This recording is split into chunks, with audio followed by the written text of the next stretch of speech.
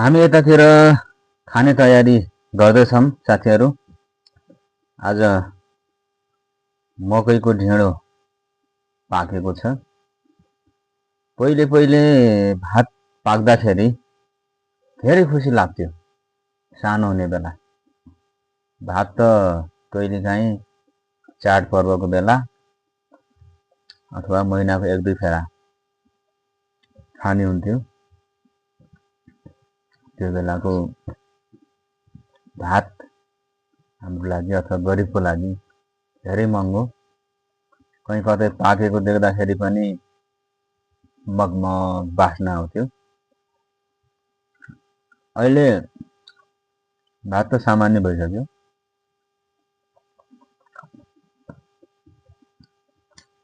स्वास्थ्यको निम्ति भातभन्दा मकैको अथवा कोदोको ढिँडो धेरै महत्त्वपूर्ण रहेछ।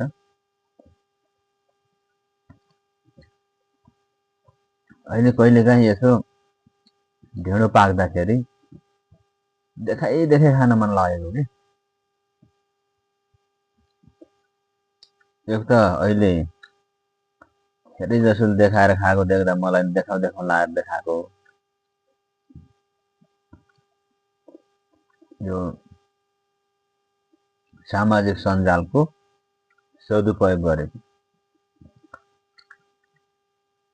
र कहीँ कतै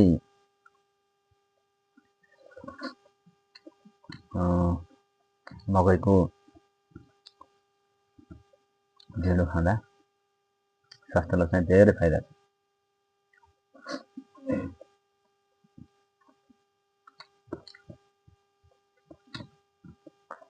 हिजोका दिनहरूमा गरिबको घरमा पाक्ने चिज आज हुन त म आज पनि गरिबै हो, हिजो पनि गरिबै हो, तर धेरै जसो गरिबहरूको घरमा पाक्ने यो मकैको आटो अथवा ढिँडो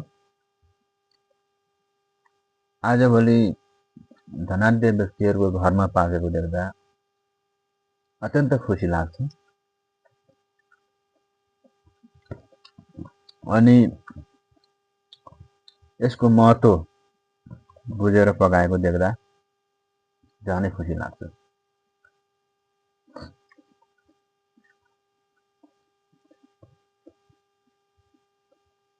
गाउँघरमा पाखा पखेरामा पाइने मकै यदि हामीहरूले यसको